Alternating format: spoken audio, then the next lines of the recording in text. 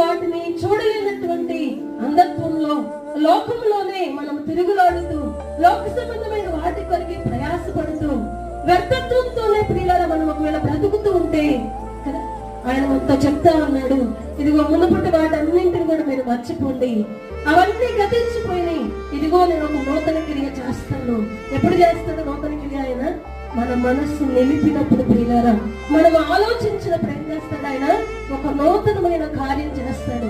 దాదాపు బైబిల్ గ్రంథంలో 4000 కంటే ఎక్కువైనటువంటి వాగ్దానాలంట మన కొరకు సిద్ధం చేసి ఉంచాడంట. నేను 4000 కంటే ఎక్కువ ప్రియులారా, దాదాపు 5000 వాగ్దానాలు. ఎవరి కొరకు ఇవన్నీ? మన కొరకే కదా. మరి ఒక్క వాగ్దానం అన్న మన జీవితంలో నెరవేర్పును మనం చూడగలుగుతున్నాము కదా.